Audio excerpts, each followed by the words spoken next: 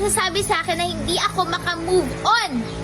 Hindi ako makamove on sa nangyari. Pwes, ngayon, doon na tayo sa Thailand magmo-move on.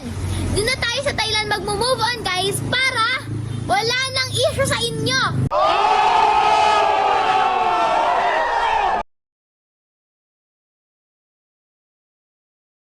Mga kapenyo, tirahin na natin itong may init na issue ngayon. Pasok, intro!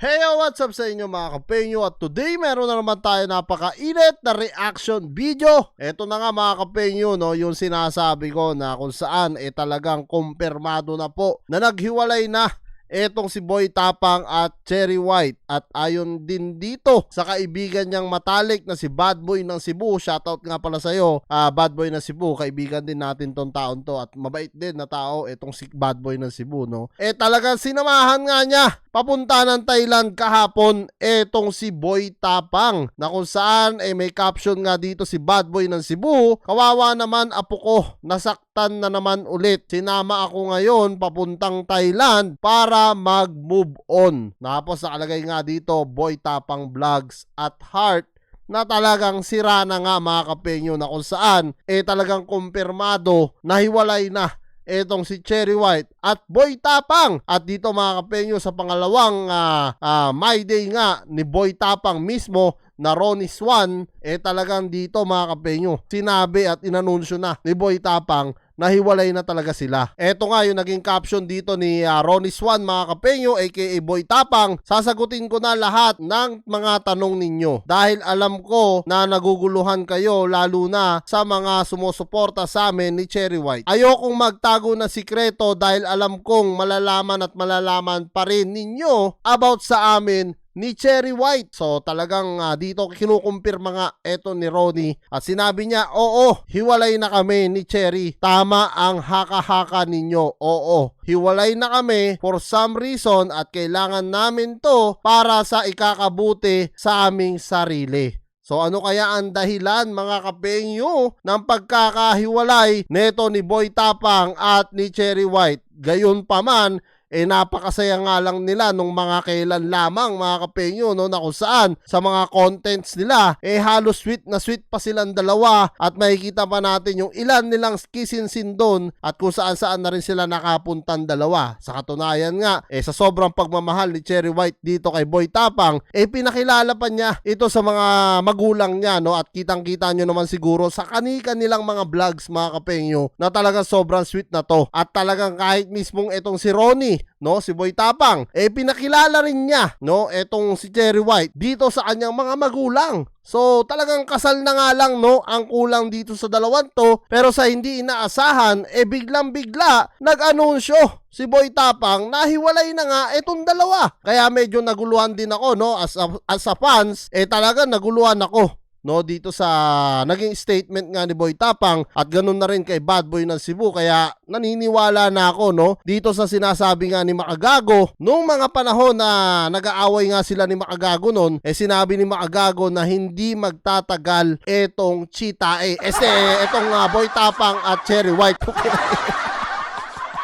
Talagang totoo naman mga kapenyo, no, parang anong nangyari rito content lang talaga, no. Pero dito mga kapenyo, kung kayo ang tatanungin ko, ano ba sa tingin nyo? Sa tingin nyo ba third party ang nangyari rito? Dahil dito mga kapenyo, medyo nagkaroon ako ng konting idea na baka nga third party ang nangyari dito sa dalawa, no, kay Cherry White at Ronnie. Dahil dito mga kapenyo naglabas nga etong si Honey. Ngayong araw lang mismo mga kapenyo, napapunta nga rin siyang Thailand, no, na kung saan kanina nakita nyo naman, binasa ko na talagang sasamahan nga ni Bad Boy ng Cebu etong si Boy Tapang para nga maka-move on na dito kay Cherry White. Ngayon, napapunta naman etong si Honey ng Thailand. Tara mga kapenyo, panoorin natin ang naging statement nga dito ni Honey sa kanyang sariling vlog. Hello everyone! So for today's video, pupunta tayo ng Thailand!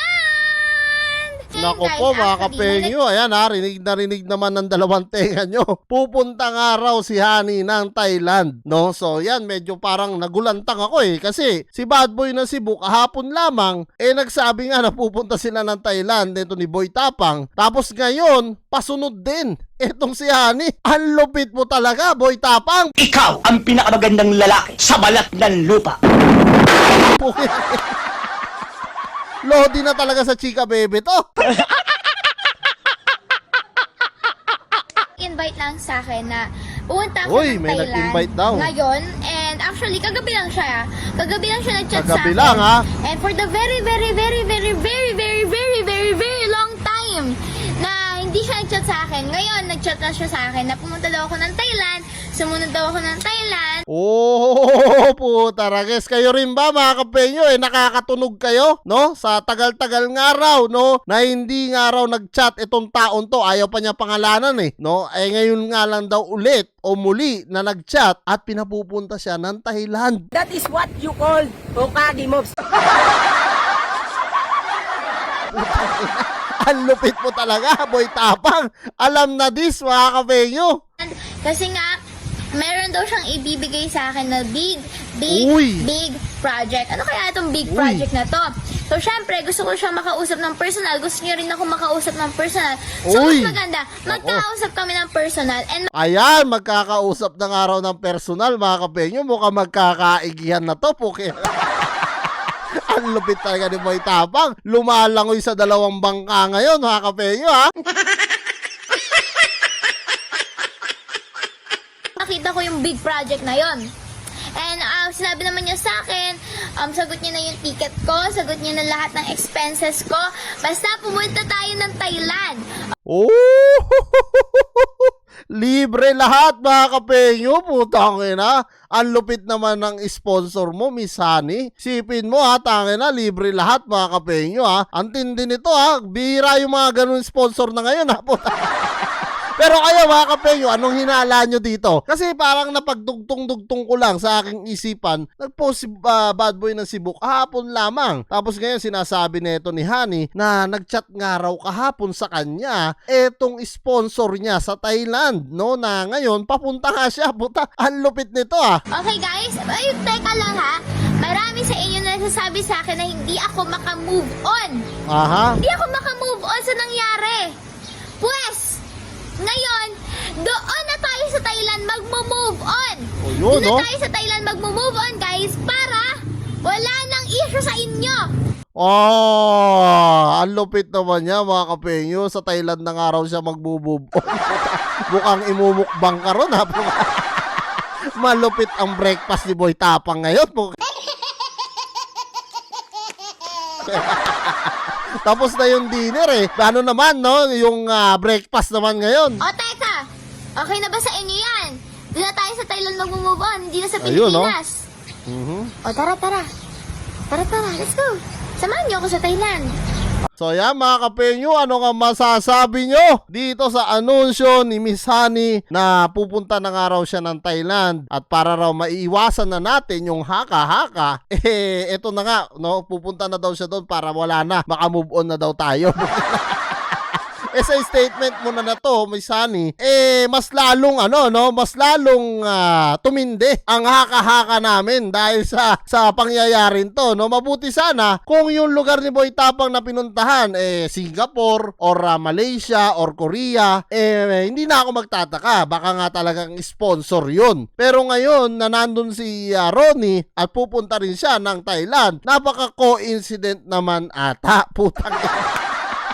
Tapos, kahapon lang, pumunta doon si Boy Tapang at si Bad Boy ng Cebu. At ngayon, sasabihin mo, nakachat mo yung matagal nang hindi nagchat-chat sa'yo, kahapon lamang din, at pinapupunta ka. At lahat libre. Putang ina, matindi to.